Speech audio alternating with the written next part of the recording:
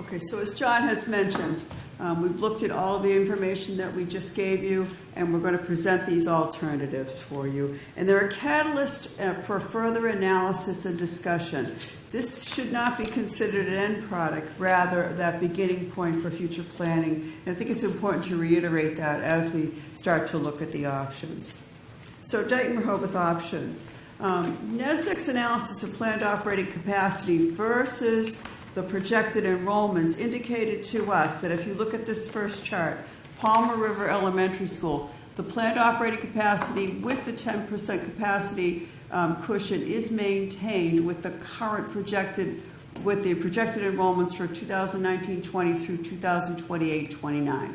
So if you look at the first column is the school year, the second is the projected enrollment, the third is the POC as was outlined in the report.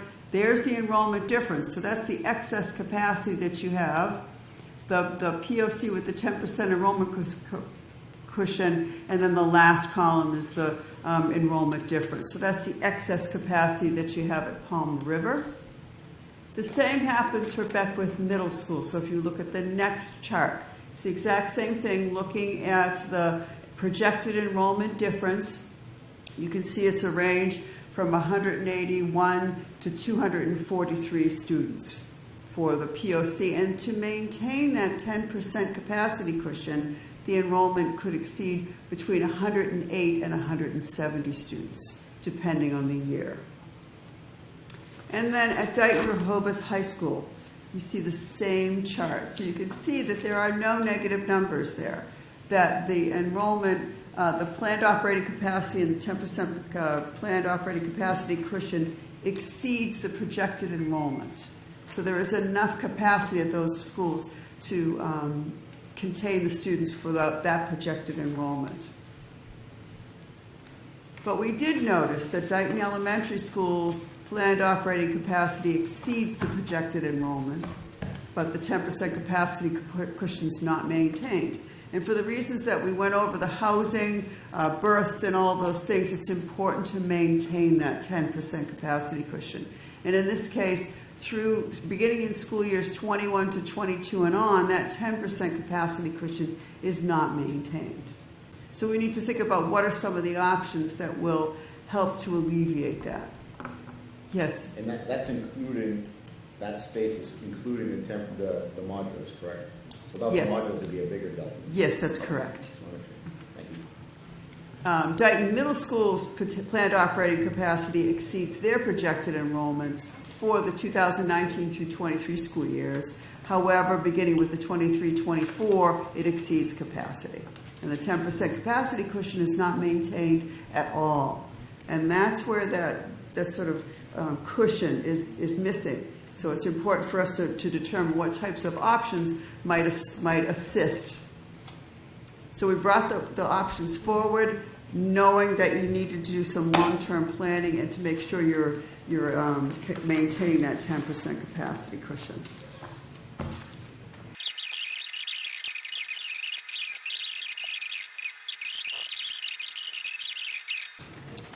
Option 1B, in order to get more capacity at Dighton Elementary School, proposing to relocate the 2 self-contained special education programs to Palmer River Elementary School, utilizing the 2 that are currently rented to the collaborative. So the grade level alignment remains the same, with the exception that the 2 special education self-contained programs from Dighton are shifted to Palmer. And you can see Dighton Elementary School with the 2 self-contained special education programs moved to Palmer River. We can add 50 additional students. The projected and the planned operating capacity exceeds the projected enrollment, and you still maintain that 10% capacity cushion by doing that. So what are some of the advantages? If we're able to maintain what I just said, it eliminates the need for additional expansion, and it can facilitate the collaboration and communication among special educators for those targeted programs. What are some of the challenges? Palmer River would have to end the rental of the 2 classrooms to the collaborative and then accommodate the 2 self-contained special education programs from Dighton at Palmer. Any Dighton or Rehoboth students who currently attend the collaborative programs that are rental would have to be accommodated somewhere. There's the loss of the rental income. There could be a potential loss of the district cost savings for those Dighton or Rehoboth students who attend that collaborative program. There could be some additional transportation cost and increased travel time, and the cost of the relocation of that special education programming should be something that's a challenge that's considered. John is going to talk about the options for the middle school. Okay, so we move to option 2, Dighton Middle School. It exceeds projected enrollments for the 2019 through 23 school years. However, beginning with the 23-24 school year, enrollment will exceed capacity. A 10% capacity cushion is not maintained throughout the next 10 years. And so the option would be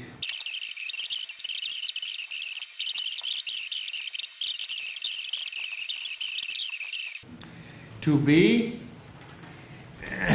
reconfigure school boundaries to shift some Dighton Middle School students to Beckwith Middle School.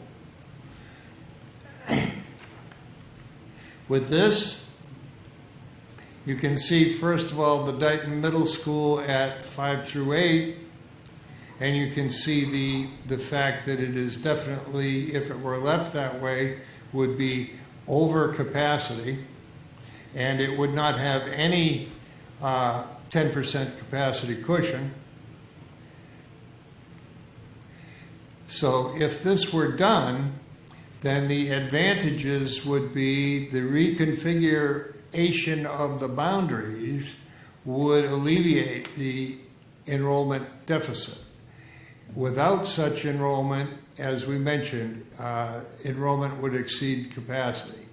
Beckwith Middle School has sufficient excess capacity to accommodate the addition of some middle school students, Dighton Middle School students. It allows for cost savings associated with potential construction that we mentioned in the earlier option. However, there are challenges. The major challenges: advanced planning would be required to reconfigure the middle school boundaries and to determine the number of students who would move to Beckwith Middle School and communicate changes to families, the community, and school stakeholders. Another piece, reconfiguration of school boundaries would likely have to occur on an annual basis to allow for projected enrollment differences. Another, increase in number of school-to-school transitions for some Dighton Middle School students. It eliminates the 5-8 community school. There would be the increased transportation costs, increased travel time for some families, and need to assure long-term planning for major systems. 2C, consider moving grade 8 Dighton Middle School students to the Beckwith Middle School. This would be a movement of grade 8 from Dighton to Beckwith. Okay, if you take a look at that, all right, you see the Dighton Middle School, if it were to be a 5 through 7 school, would have sufficient capacity and also would have the 10% capacity cushion. Beckwith Middle School with 5 through 8 would have sufficient capacity, and in all cases except for one, in the 26-27 year, it would have the 10% capacity cushion based on the projections.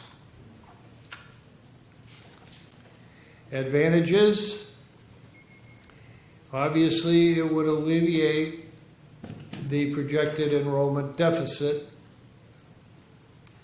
It would allow for, and this is an important point, it would allow for increased communication and collaboration amongst all grade 8 educators, because they would all be working in the same building. All right. It would allow for cost savings associated with the potential construction that we referenced in option 2A, and it would maintain the middle school model for grade 8 students. Challenges. Okay. Impact to Dighton middle school students to move to Beckwith. And the transition would be only for 1 year, because then they'd be going to the high school. All right. Increases the number of transitions for grade 8 from Dighton middle school student, grade 8. Advanced planning would be required. There would be increased transportation costs for the district, increased travel time for some families, and need to assure long-term planning for major systems and infrastructure. Last option, option 2D, consider moving grade 8 to Dighton Rehoboth High School. Okay, 5 through 7, we've already indicated that this would work for the Dighton Middle School, and you would not have the excess enrollment that would exceed capacity. Okay, grades 5 through 7. All right. 8 through 12 at the high school. If you take a look, you could see that the difference, the enrollment versus capacity difference, there would be a positive number, and there would also be a 10% capacity cushion. Advantages, obviously it would eliminate the enrollment deficit. There would be increased communication and collaboration among grade 8 educators because they'd all be there. It would allow for cost savings, okay, based on no need for that additional construction we had mentioned. Excess capacity could be utilized by the community at Beckwith or municipal agencies considered for expanded collaborative rental. It could be, there are a lot of possibilities that could then take place at Beckwith because it would have excess capacity. And it would provide expanded opportunities for grade 8 students to access high school programming. And we see that in some instances where those changes have been made. Challenges, impact to Beckwith and Dighton grade 8 students to move to the high school. Obviously, advanced planning for realignment and accommodation of them at the high school. And then you have the increased transportation costs for the district, increased travel time for some families, and need to assure long-term planning for major systems and infrastructure at all schools. We also considered this option but did not bring it forward because we did not feel it was viable. That would be move grade 5 to Dighton and Palmer River Elementary Schools.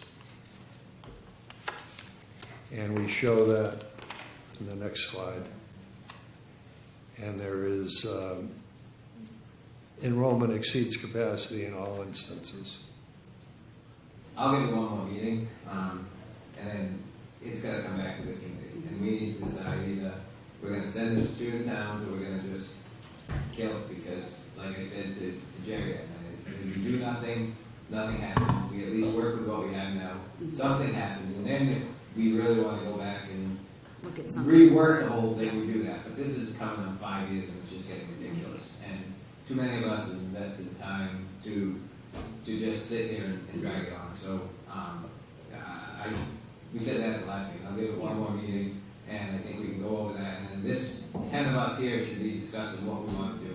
Because really, we're just collecting input, and then it's up to the 10 of us to vote what we do. Okay.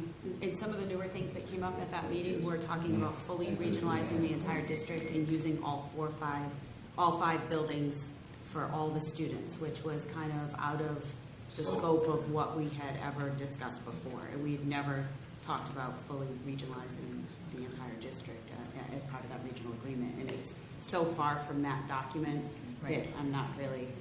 Right, so basically where that came from was, so just to people clarify, we are fully regionalized, but the comment comes in of, like I was just mentioning, has anyone looked to where we break down the boundaries of, oh, this is Dighton, this is Rehoboth, and you know, Jerry made that comment, which I think all of us would like to see that. That's not something that I think would happen overnight, and that was where, like you said, we go back and start looking at it again, almost, because there's a lot that needs to be removed to make that happen. We need to remove the ownership of the buildings, we need to remove the language that says kids stay within their town boundaries, and it's the whole drastic. start. It's drastic. In another That's 5 starting years, over, looking at right? it, yes.